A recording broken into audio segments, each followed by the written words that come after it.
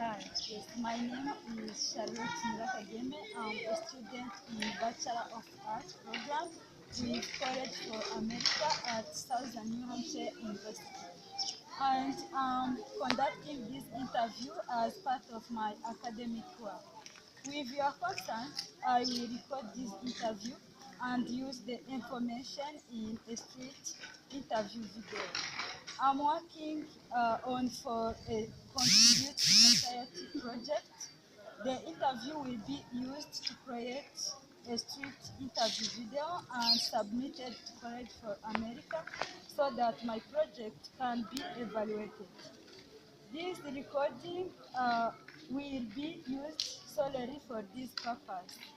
The interview information will temporarily stored in the College for America online evaluation system to which only the evaluator and College for America staff will have access.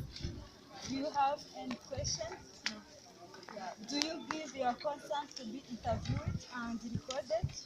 I continue to give my informed consent to participate in this interview to be recorded and used as part of the student academic. Yes, I have some questions to ask you. What are the three branches of government?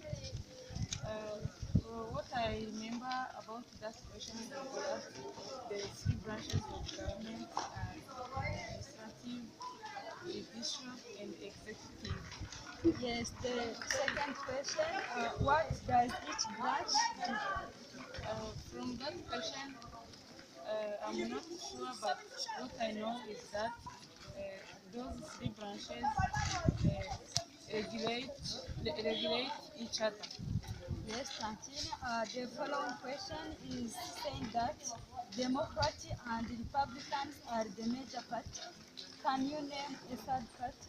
Yeah, a third party is called the independent or liberal. Yeah. Yes, the last question is saying that what is the basic process by which a bill becomes a law? For that question, I'm not sure. Yes, thank you, Tantine, for your time. Yeah, thank you. Hi. Yes, my name is called Charlotte Murakageme. I'm a student in Bachelor of Arts program with College for America at Southern New Hampshire University, and I'm conducting this interview as part of my academic work. With your consent, I will record this interview and use the information in a street interview video. I'm working on for a Contribute to Society project. The interview will be used to create a street interview video and submitted to College for America so that my project can be evaluated. This recording will be used solely for this purpose. The interview information will temporarily stored in the College for America online evaluation system to which only the evaluator and College for America staff will have access. Do you have any questions? No. Do you give your consent to be interviewed and recorded? I, Feza Solange, give my informed consent to participate in this interview to be recorded and used as part of the student's academic work. Yes, thank you, Feza. I have some questions to ask you. The first question is, what are the three branches of government? For sure, I don't know. Yes, move on the second question. What does each branch do? I don't know. The following question saying that Democrats and Republicans are the major party. Can you name a third party? For sure, I don't know. Yes, for the last question is saying that what is the basic process by which a bill becomes a law? I don't know. Yes, thank you for your time. Hi, my name is called Charlotte Nyirakageme. I'm going to present you a project called Government and Do. Really, I was able to ask two people in a street, and one of the questions I asked include what are the three branches of government. Yes, one person was saying that there are executive, legislative, and judicial. But for the second person, she was said that she is not able to know the answer of for the question. Through my observation and based on the research I did, I found that there are three branches of government such as executive, legislative, and judicial branch. Executive branch, the president enforces, supporting and applying the laws made by the legislative branch and interpreted by the judicial branch. Legislative branch, it is defined as the part of the United States government that creates law for a political entity such as country or city. Also, that laws are enforced by the executive branch and interpreted by the judicial branch. The last branch, which is judicial branch, it is the part of the U.S. government that interpret the laws and administer justice.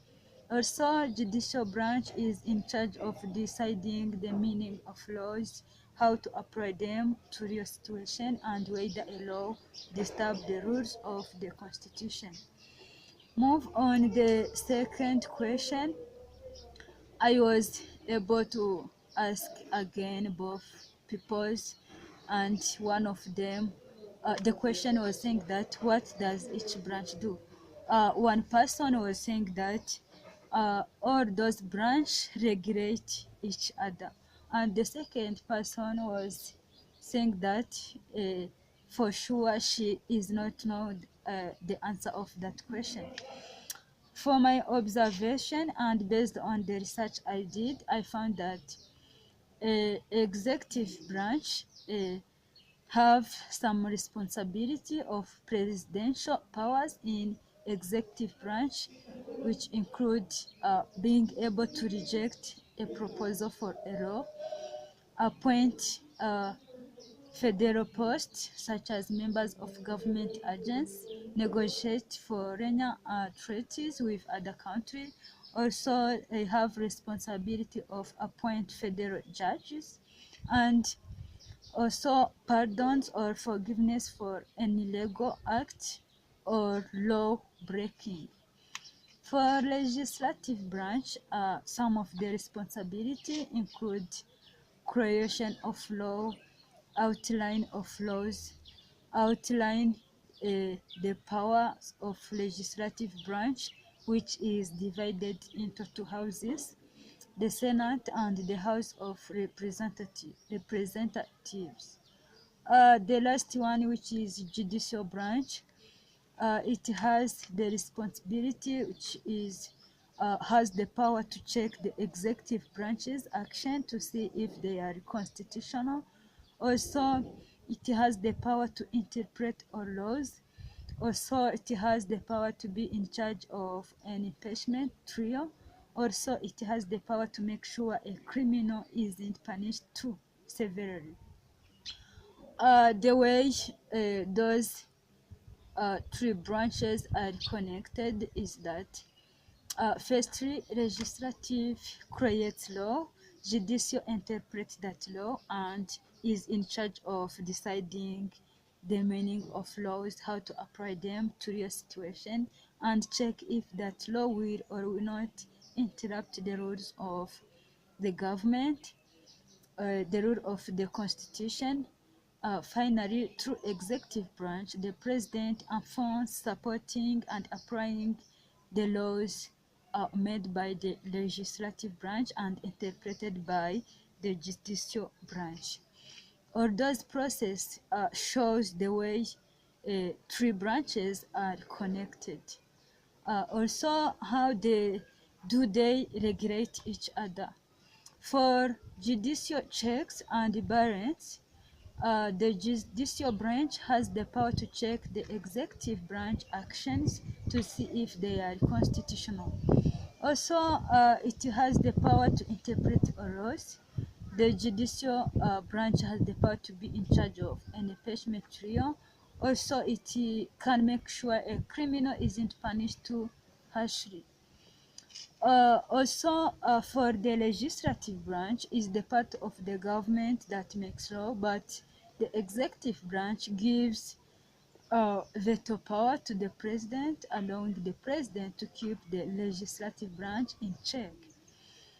Also, the judicial branch, the part of the government that support the law put into effect by the legislative branch, can deem certain laws unconstitutionally, making them void. Moreover, while the president has veto power, the legislative branch can overturn a president's veto with a two-thirds vote.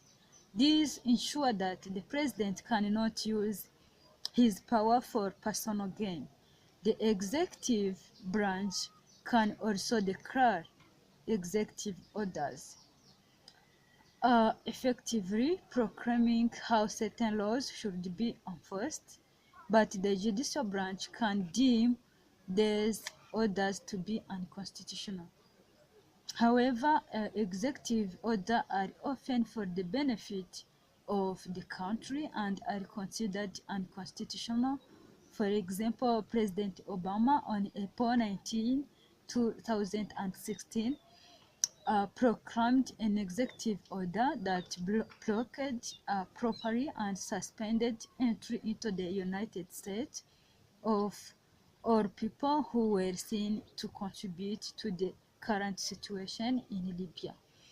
In this scenario, the judicial branch stood firm with the president's order. Move on the third question, which is saying that Democrat and Republicans are the major parties. Can you name a third party? For the first person, she was saying that the third party is called independent or liberal. But for the second person, she was saying that she don't know the answer for that question. For myself, and based on the research I did, I found that as Democrat and Republican are the major parties, they win the vast majority of federal, state, and local elections. Also, they progressed during the mid-19th century. The third party is known as independent or liberal. So, independent candidates frequently reflect popular attitudes and concerns. Some independent parties, such as Socialist Party, the Communist Party, and the Liberatory Party, were formed to promote their political worldviews rather than a single issue or a charismatic leader. Furthermore, Democrats and Republicans has a role of controlling a government. It means that control the way government is working so that they can correct where it is not going well in order to have same understanding.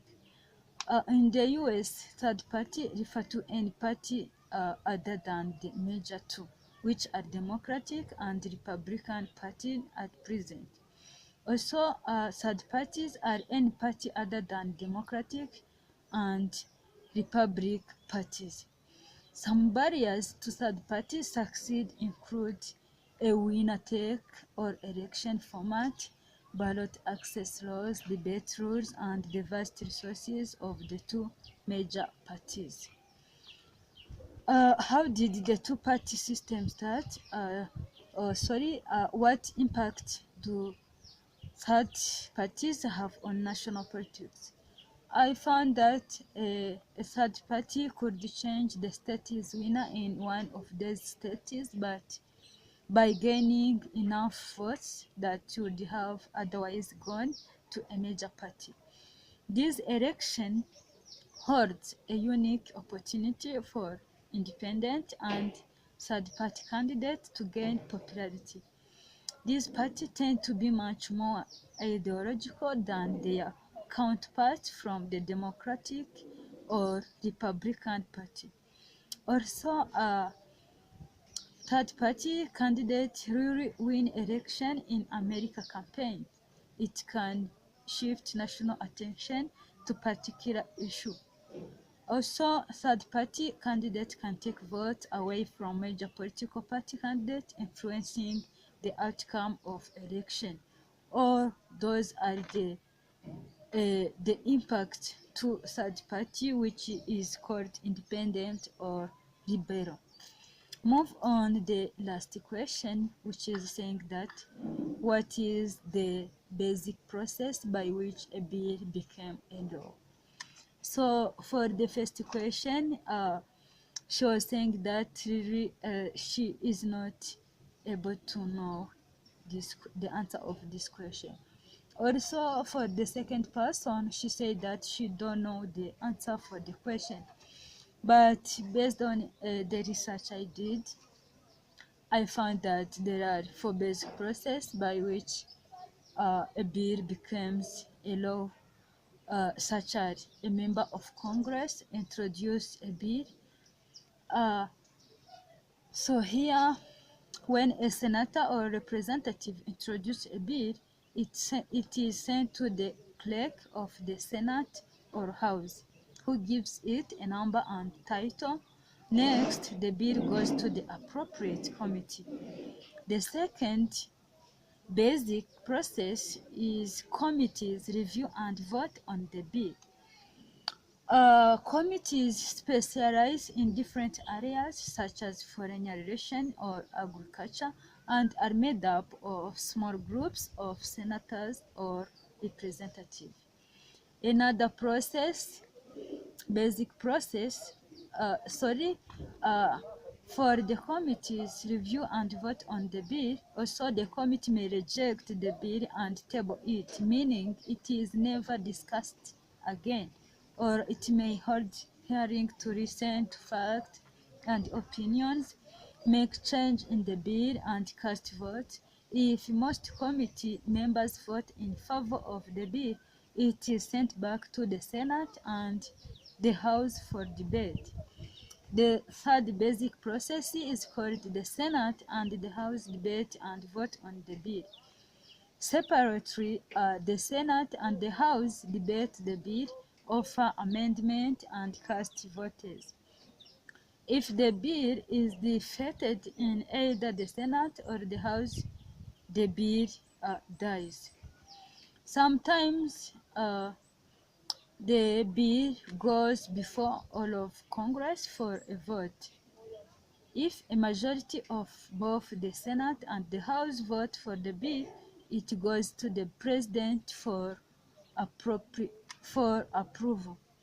The last process is the President sign to the bill or not.